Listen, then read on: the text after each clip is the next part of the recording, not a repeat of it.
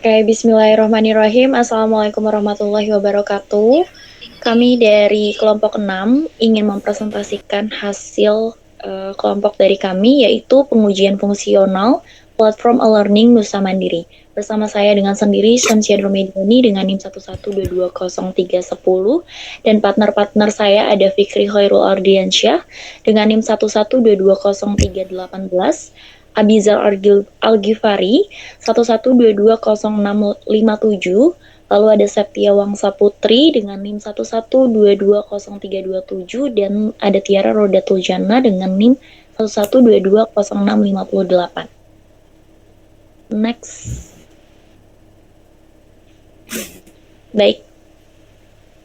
Di sini kita akan menjelaskan beberapa slide, yaitu terkait latar belakang, tujuan pengujian, test plan, hasil pengujian, dan kesimpulan. Next. Terkait untuk latar belakangnya sendiri pun, kita tuh tentang perkembangan teknologi informasi dan komunikasi yang telah memberikan dampak yang sangat signifikan terhadap berbagai aspek kehidupan, salah satunya dalam bidang pendidikan. Dan pemanfaatan teknologi ini berproses untuk mempelajari atau tentang kegiatan belajar mengajar tidak lagi terbatas oleh ruang dan waktu. Salah satunya itu penerapan teknologi tersebut untuk penggunaan sistem berbasis daring atau e-learning. Next.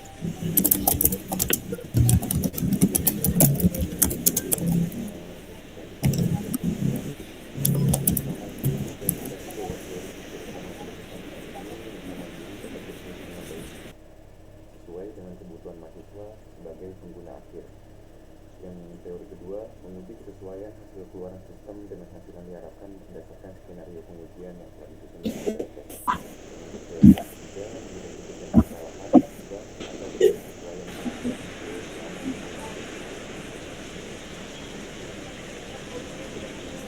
Baik, kemudian ada test plan. Jadi pada slide ini kita tuh menjelaskan pengertian test plan. Test plan itu apa? Test plan itu digunakan sebagai panduan dalam melakukan pengujian sistem e-learning Nusa Mandiri dari sisi mahasiswa. Nah, jadi melalui test plan ini kita tuh bisa menentukan ruang lingkup pengujian, kemudian juga pendekatan dan juga metode yang digunakan sehingga sistem itu bisa diuji secara terarah. Nah, tujuannya adanya test plan apa? Jadi tujuannya itu supaya sistem e-learning-nya itu dapat berfungsi sesuai dengan apa yang diharapkan. Jadi untuk mendukung kegiatan belajar mahasiswa. Seperti itu.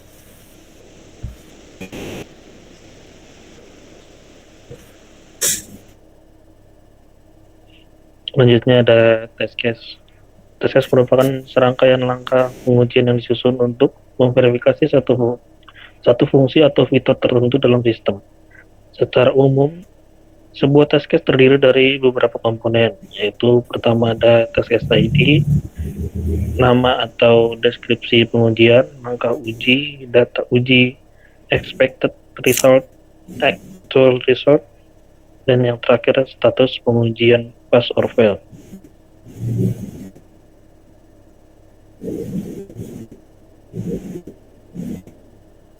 Selanjutnya adalah hasil pengujian atau test execution. Dari pembahasan ini, pengujian fungsional sistem e-learning di Nusa Mandiri, yaitu pengujian dilakukan berdasarkan test plan dan juga test case yang telah disusun sebelumnya, dengan menggunakan metode black box testing dari sudut pandang pengguna mahasiswa. Seluruh pengujian dieksekusi secara manual melalui web browser. Nah, pengujian ini dilakukan terhadap 24 test case yang mencakup seluruh modul utama sistem, mulai dari modul login, dashboard, profil, jadwal perkuliahan, dan jadwal pengganti. Dan seterusnya. Nah, terus untuk skenario pengujian dijalankan sesuai dengan langkah uji yang telah ditentukan.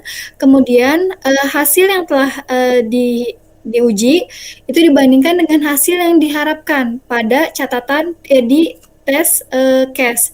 Apakah semuanya paste atau ada yang file.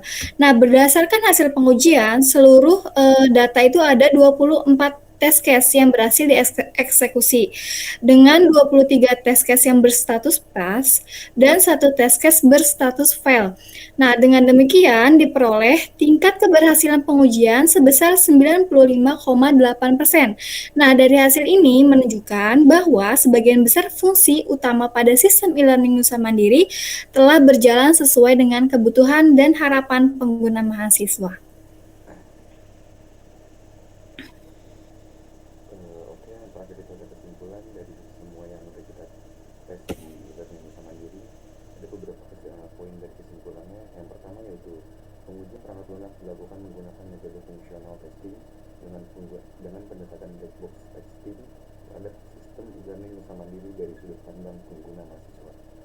Poin kedua yaitu total test case yang dulu sebanyak 24 test case yang mencakup modul login, dashboard mahasiswa, profile, jadwal perkuliahan, jadwal pengganti, absensi, materi perkuliahan, tugas, diskusi, kuis, dan ujian berbasis lokasi, serta logout.